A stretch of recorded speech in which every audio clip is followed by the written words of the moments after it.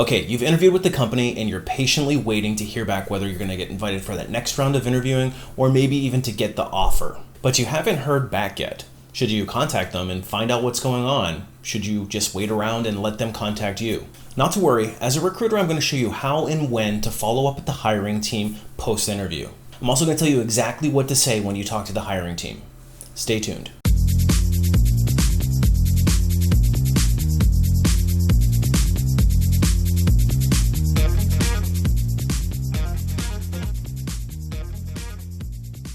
Hey everybody, it's Brian from A Life After Layoff, and today I want to talk to you about the question of when should you reach out to the hiring team after an interview? If you're struggling on your job search and you're not getting through the interview process, that's something that I specialize in. I've got a website called alifeafterlayoff.com.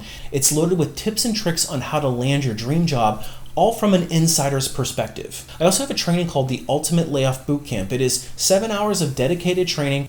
It takes you through every step of the process from getting noticed by recruiters, getting through each round of the interview, and ultimately landing the best offer for you. I'll leave a link below. It's something to check out. Listen, as a corporate recruiter, we see this all the time. We interview a candidate and we just can't get feedback to them quickly enough. Drives me nuts as a recruiter because I'm kind of at the mercy of my hiring teams, and I totally get it. You're very nervous, wondering what the deal is with the interview. You're patiently waiting, especially those of you who are unemployed. The idea of finally getting a paycheck coming in is just such a nerve-wracking experience that you just want to know the status on things. But there are some valid reasons why it takes a little bit longer to get back to a candidate. Now, there's a few different scenarios that we're going to talk about. So let's start with the external headhunter. If you're working through an external headhunter, that's going to be your primary point of contact. Now, the difference between an agency headhunter and an internal recruiter is the agency is typically contracted by the HR department or by the TA group in order to help with a difficult to fill position.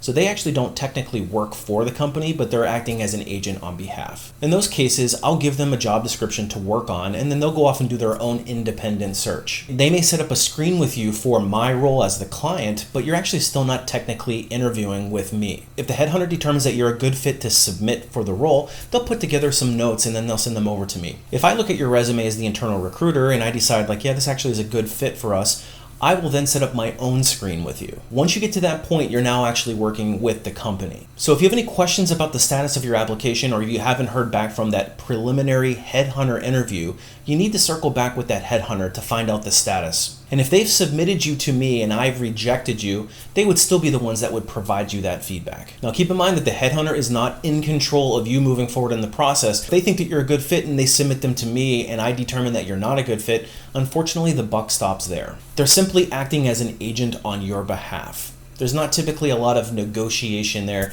And if me as the client pushes back and says, listen, this isn't a good candidate for us, they're usually pretty good about recalibrating the role and going off and finding a different person for us.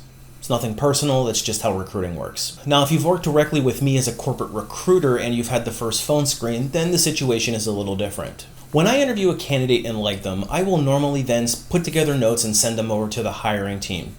In most cases, we have an agreement that we'll try to get feedback within 24 to 48 hours, and then I try to circle back with the candidate as quickly as I can with feedback on what the next steps would be. A good recruiter is pretty well calibrated to the role, to the requirements, and what the hiring manager's hot buttons are. So there's a pretty high likelihood that when I submit a candidate over to my hiring manager for review, that they'll want to set up a phone interview. But nobody's 100%, so there are times when I get pushback from the hiring manager on a candidate submission as well. But ultimately, I'm waiting for the hiring manager to get back to me on their feedback. I mean, not all hiring managers are made equal. Some are really good about getting back to me within 24 to 48 hours. Some of them I've had to pester, and some hiring managers it's even been 2 weeks after I submitted a candidate. And in most cases, I have a weekly hiring meeting where I try to catch candidates that are out of process for too long.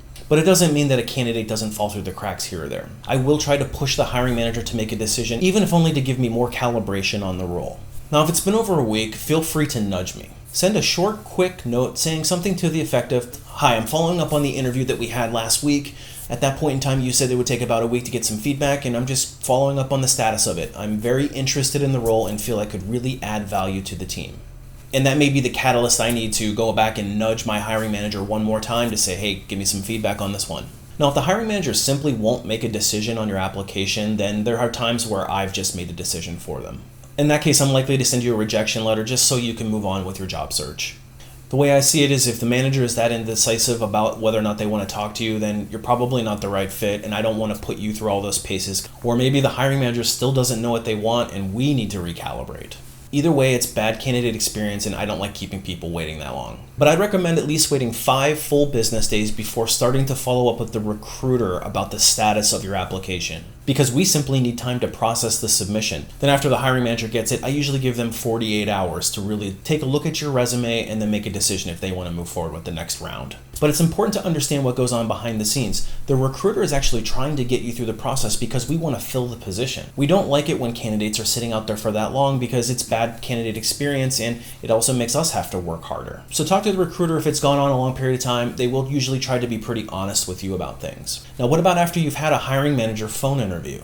Now, the next round of screening is usually with the hiring manager. It's usually a phone interview with them as well. Same rules apply. I would wait at least 5 full days because they may be waiting to interview a slate of 4 to 5 other candidates, and they want to complete all of their interviews before they move on to the next round of interviewing. But only communicate through the recruiter that you initially started working with. I wouldn't recommend following up with the hiring manager directly unless they specifically said it was okay. Normally, the coordinating of candidate flow is the recruiter's job, and hiring managers are really busy.